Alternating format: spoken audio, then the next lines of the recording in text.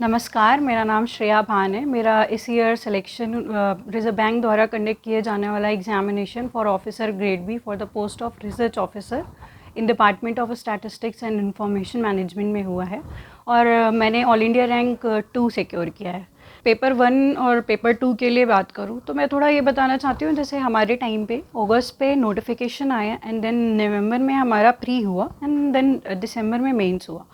तो around 2 months आपको notification के बाद मिलता है जनरली। तो इफ़ आप सोचते हैं कि नोटिफिकेशन के बाद से अगर आप अपनी प्रिपरेशन स्टार्ट करना चाहते हैं तो मेरा सजेशन तो होगा कि नहीं, आपको बहुत सारे स्टूडेंट्स हैं जो कि 2 ईयर्स 3 ईयर्स से भी प्रिपेयर कर रहे होते हैं। बहुत सारे होते हैं वो 6 मंथ में भी कर लेते हैं, लेकिन वो 6 मंथ का जो होता है वो एक कंसिस्टेंट प्रिपरेशन होता है। तो मेरा नोटिफिकेशन के लिए वेट मत करिए, बिकॉज 2 मंथ्स मिलेगा। जैसे मेरा प्री हुआ 9th ऑफ नवंबर एंड दिसंबर 2 को मेरा मेंस हो गया, यानी प्री एंड मेंस में ज़्यादा गैप आपको नहीं मिलेगा। तो आपकी जो प्रिपरेशन स्ट्रैटेजी होगी वो प्री एंड मेंस दोनों को लेके होगी। एटलीस्ट 1 मंथ बिफोर तक तो आप दोनों को ही, मेरा सजेशन रहेगा कि आप लेके चलिए। मैंने ऐसे ही किया था। देन आप जैसे ही आपका प्री क्लोज आने लगे, आप प्री में ज़्यादा कंसंट्रेट हो सकते हैं। तो इसलिए अपनी प्रिपरेशन स्ट्रैटेजी ऐसे रखिए कि आपका दोनों ही प्रिपेयर होता रहे। अब मैं थोड़ा डिफ़िकल्टी लेवल की बात करूँगी। तो प्री है वो ऑब्जेक्टिव टाइप होता है, जैसे कि तो ऑब्जेक्टिव टाइप में आपको वहाँ पे क्वेश्चन सॉल्विंग, तो अपने क्वेश्चन सॉल्विंग पे आपको काम करना होगा। आपको 120 मिनट्स मिलेंगे और 100 मार्क्स का रहेगा। तो आप जो टॉपिक्स हैं, जैसे कि आप स्टार्ट कर सकते हैं। मैं कुछ बुक आपको प्रेफर कर सकती हूँ इसके लिए। तो जैसे कि अगर मैंने सिंस अपनी प्रिपरेशन अपने मास्टर्स स्टार्ट होने के साथ ही थोड़ी थोड़ी प्रिपेयर कर दी थी, तो मेरे पास एम्पल टाइम था उस चीज़ को प्रिपेयर करने के लिए। अगर आप के पास भी एम्पल टाइम है तो आप अपने बेसिक्स से स्टार्ट कर सकते हैं उस चीज़ को लेके। लेकिन आपके पास 6 मंथ्स भी हैं तो आपको बहुत ही चूज़ी एंड सेलेक्टिव होना पड़ेगा। आप कहाँ से अपने सोर्सेज को कलेक्ट कर रहे हैं। अपनी नोट मेकिंग आप वैसे रखिए जहाँ से आपको आपको समझ में भी आ रहा है और आपको कंटेंट भी मिल रहा है जो कि आप वहाँ पे लिख सकते हैं, क्योंकि अल्टीमेटली आप अपने पेपर में जो लिखेंगे और आपको जो याद रहेगा, आपको अल्टीमेटली उसी पे बेस मार्क्स मिलेंगे। आपका सिलेक्शन उसी बेस पे होगा। तो आपको इसके लिए थोड़ा चूज़ी होना पड़ेगा कि आपको कहाँ से समझ में आ रहा है। ये कंटेंट के लिए भी आपको थोड़ा अपने ऊपर देखना होगा। तो पेपर जैसे कि मेरा सजेशन रहेगा, जैसे फर्स्ट पेपर के लिए अगर बात करूँ तो आप गुप्ता कपूर की फंडामेंटल ऑफ स्टैटिस्टिक्स से स्टार्ट कर सकते हैं, SP Gupta and VK Kapoor से। देन आपको उसका लेवल बढ़ाने के लिए और अच्छा करने के लिए वीके रोहतगी ट्राई कर सकते हैं। देन हॉग एंड क्रैग में भी जा सकते हैं। तो इससे आपको एक अच्छे वैरायटी ऑफ क्वेश्चंस मिल सकते हैं और आपका कॉन्सेप्ट वाइज भी क्लियरेंस होता रहेगा। तो लेकिन आपके पास एम्पल टाइम है, तो बाकी आपका ऑलरेडी स्टार्ट्स अच्छा है और आपको क्वेश्चन सॉल्विंग चाहिए, तो आपका डिफ़िकल्टी लेवल आप आईआईटी जैम के प्रीवियस ईयर पेपर्स देख सकते हैं, आप गेट के प्रीवियस ईयर पेपर्स देख सकते हैं एंड आईएसएस के आप प्रीवियस ईयर पेपर देख सकते हैं। तो आपको एक अच्छा कलेक्शन हो जाएगा प्रैक्टिस सेट का, जिससे आप प्रिपेयर कर सकते हैं।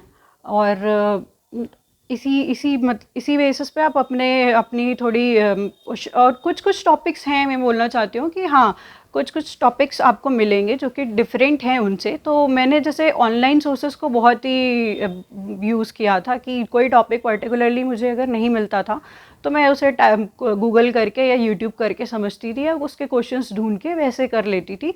अपने टीचर से गाइडेंस ले लेती थी कि वहाँ से कहाँ से सॉल्व कर लूँ। तो इस तरह के लाइक स्टोकेस्टिक हो गया। तो इस तरह आपको क्वेश्चंस आपको मिल जाएंगे। इस तरह के ऑनलाइन सोर्सेस में बहुत सी वेबसाइट्स हैं, उसमें भी अवेलेबल होते हैं। तो आप उसमें भी रेफ़र कर सकते हैं उन क्वेश्चंस की प्रैक्टिस के लिए। आप अपना वैसे इम्प्रूव कर सकते हैं। अब फेज़ 2 की बात करेंगे, जिसमें स्टैटिस्टिक का सब्जेक्टिव पेपर होता है। यानी आपकी मेरा सजेशन तो ये होगा कि आप अपनी ऐसी प्रैक्टिस रखिए कि आप वहाँ पे क्वेश्चंस वहाँ पे आए और आपको ज़्यादा टाइम सोचने में ना वेस्ट हो, इंस्टेड आप उसको कर पाएँ। वहाँ पे आपको कॉपी का कंस्ट्रेंट नहीं होगा, वहाँ पे आपको क्वेश्चन दिए रहेंगे और आपको सफिशिएंट पेजेस रहेंगे अपने सॉल्यूशन को देने के लिए। क्वेश्चंस के डिफ़िकल्टी लेवल की अगर मैं बात करूँ तो क्वेश्चन का डिफ़िकल्टी लेवल, कोई क्वेश्चंस जनरली डायरेक्ट नहीं होते, पर अगर आपने अच्छे से उसको रिवाइज कर रखा है तो आप टॉपिक देख के समझ जाएंगे कि ये किससे रिलेटेड पूछा गया है। और हमें ये मेंशन करना चाहूँगी कि न्यूमेरिकल्स भी आते हैं। तो अपने आप जब प्रैक्टिस रखिए, तो सब सब्जेक्टिव पेपर है तो ये मत रखिए कि थ्योरेटिकली है, उसमें न्यूमेरिकल्स भी होंगे। तो आप जो भी पढ़ रहे हैं, जो भी फॉर्मूला समझ रहे हैं, उसको कैसे अप्लाई करना है, उस चीज़ का भी थोड़ा आप प्रैक्टिस करते चलिए। मैं ये भी बात बताना चाहती हूँ, जैसे कि मैंने बताया कि 9 नवंबर को मेरा प्री हुआ, सेकेंड ऑफ दिसंबर को मेंस हो गया। यानी आपको प्री और मेंस में इतना टाइम नहीं मिलेगा कि आप प्री के बाद अपने मेंस की प्रिपरेशन स्टार्ट करें, ओनली आपको रिवीजन का टाइम मिलेगा। और 5-6 रिवीजन आपको चाहिए होगा, जिससे कि आप एग्ज़ाम में बिना ज़्यादा टाइम इन्वेस्ट किए सोचने में आप कर सकें, उससे कॉन्फिडेंटली उस पेपर को कर सकें। तो आपको 5 क्वेश्चन है, आपको चॉइसेस तो सफिशिएंट मिलेंगी। तो आप आराम से उस चीज़ को, अगर आपकी प्रैक्टिस थोड़ी सी भी हो के रखी है, तो आप आराम से उसको अटेम्प्ट कर ले जा सकते हैं। अब मैं इन पेपर्स फेज़ 2 के पेपर्स कुछ प्रीवियस ईयर आरबीआई की साइट में दिए हुए हैं। आप मेरा सजेशन तो ये रहेगा कि आप एक गो थ्रू एक बार होइए उनसे, तो आपको भी एक आइडिया लगेगा कि किस टाइप के क्वेश्चन पूछे जाते हैं। तो आपको भी समझ में आ जाएगा ये सेक्शन वाइज कौन से में आपको ऑप्शंस मिलते हैं, और आपके लिए कौन से सूटेबल हैं कि आप अच्छे से उनमें अटेम्प्ट कर सकते हैं। इंग्लिश का पेपर भी लाइकवाइज, उसमें आरबीआई की साइड में कुछ प्रीवियस ईयर पढ़े हुए हैं, आप उन्हें आप गो थ्रू होइए, आपको आइडिया लग जाएगा इंग्लिश के पेपर को भी। और मेरा सजेशन तो ये रहेगा कि आप उन्हें सॉल्व भी कर लीजिए, जिससे आपको एक प्रैक्टिस भी हो जाएगी उन पेपर्स की। तो फेज़ 1 एंड फेज़ 2 के मार्क्स आपके ऐड होते हैं जब, और उसके बाद कट ऑफ बनती है, उसके बाद आपको इंटरव्यू के लिए कॉल किया जाता है। इंटरव्यू के लिए डीएसआईएम का सबसे लास्ट शिफ्ट में होता है। तो उस आपके पेपर 2 फेज़ 2 के बाद आपको एम्पल टाइम इंटरव्यू प्रिपरेशन के लिए मिल जाता है। बाकी बिकॉज ऑफ कोरोना ईयर तो हमें ज़्यादा टाइम मिल गया, क्योंकि हमारे पोस्टपोन हो गए इंटरव्यू थोड़ा। आपको मैं बुक्स का कुछ सजेशन दे सकती हूँ, जिससे आप गो थ्रू हो सकते हैं अपने नोट्स मेकिंग के लिए। अगेन आप नोट्स मेकिंग के लिए आप वैरायटी ऑफ सोर्सेस को आप ट्राई कर सकते हैं, पर जब आपका नोट मेकिंग वंस हो जाता है, तो आप अपनी जो भी आप पढ़ें लिखें, उसको बहुत ही कॉन्साइज वे में रखें, जिसको आप रिवाइज अगेन एंड अगेन कर सकें। और अल्टीमेटली, क्योंकि एग्ज़ाम के पहले भी आपको उसे रिवीजन करना होगा, तो आपने बहुत ही वाइड मत रखिए जिसमें आपको ही प्रॉब्लम हो और रिवीजन में आपको ही दिक्कत होगी। तो मैं कुछ सजेशंस दे सकती हूँ, जैसे कि सैम्पलिंग आप परिमल मुखोपाध्याय से देख सकते हैं, सुखात्मे से देख सकते हैं। अपार्ट फ्रॉम द एनपीटीईएल के बहुत अच्छे प्रोफेसर्स के नोट्स होते हैं, आप उनको भी गो थ्रू हो सकते हैं। लाइक सैम्पलिंग के शलभ सर आईआईटी कानपुर के, उनके नोट्स काफ़ी अच्छे हैं। मैंने अपनी नोट्स मेकिंग में उनके नोट्स काफ़ी रेफ़र किए थे, तो आप भी देख सकते हैं इफ़ यू वांट। फिर मैं स्टैटिस्टिकल इन्फेरेंस की बात करूँगी, तो मनोज कुमार श्रीवास्तव की बुक आती है, वो भी अच्छी है। काफ़ी बेसिक से आपको स्टैटिस्टिकल इन्फेरेंस के बारे में आपको एक इन डेप्थ नॉलेज दे सकती है। लेकिन सिंस मेरे पास जैसे एम्पल टाइम था, तो मैं बुक और अपने प्रैक्टिस सेट्स को बहुत ही अच्छे डिटेल्ड वे में मुझे पढ़ने को मिल गया।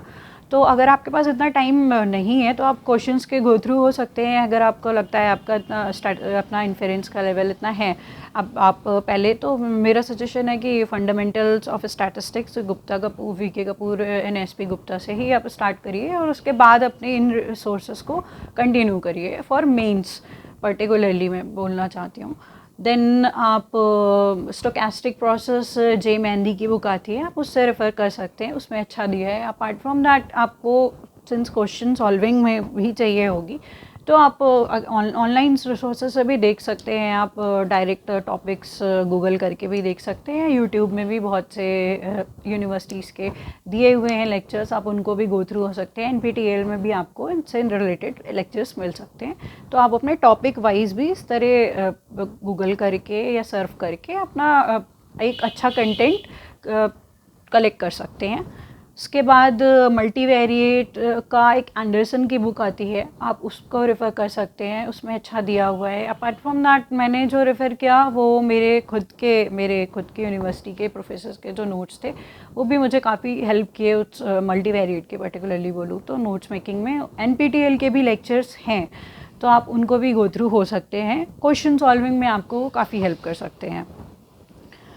और और रिग्रेशन एनालिसिस के लिए भी मॉन्टगोमरी आप ट्राई कर सकते हैं, वो भी अच्छी एक बुक है। तो इस तरह आपको एक अच्छा कलेक्शन नोट मेकिंग के लिए बन सकता है। बाकी आप जितने भी, आपका डिपेंड करता है कि आपके पास कितना टाइम है, आप उस बेसिस पे अपने नोट्स मेकिंग को कॉन्साइज और टू द पॉइंट रखिए, तो उसको आपको रिवीजन करने में और आपको ही समझने में आसानी होगी।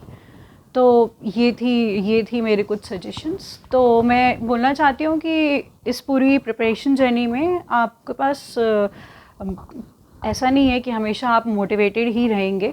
आपके ऊपर, आपको कभी कभी डिप्रेसिंग भी लगेगा, मुझे भी लगता था कि कभी लगता था होगा, कभी लगता था नहीं होगा। तो मैं जैसे करती थी कि मैंने अपने फ्रेंड से मैं बात कर लेती थी जब मुझे ऐसे डिमोटिवेटेड फील होता था, या मेरे सीनियर्स मुझे जैसे में बहुत मोटिवेट करते थे कि नहीं हो जाएगा ये, तो मुझे जिनसे मोटिवेशन मिलता था मैं उस टाइम पे उनसे अपना शेयर करना पसंद करती थी। तो मैं आपको मेरा सजेशन है कि आप अपनी मेंटल हेल्थ अगर अपनी इस पूरे जर्नी में अच्छी रखेंगे, अपने को डिप्रेस आपको नहीं होने देना है, क्योंकि अल्टीमेटली अपना पेपर आपको खुद ही लिखना है। तो आप अपने को मोटिवेटेड रखेंगे तो आप आधी बैटल जीत चुके होंगे, आधा फिर आपका प्रिपरेशन, आपका हार्डवर्क रह जाएगा।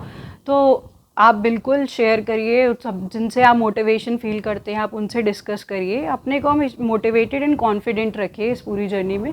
तो इसी के साथ मैं आपको ऑल द बेस्ट बोलना चाहूँगी एग्ज़ामिनेशन के लिए। एक बहुत ही अच्छी अपॉर्चुनिटी है, तो आप अपना बेस्ट ट्राई दीजिए इसके लिए और आप कर लेंगे। Thank you.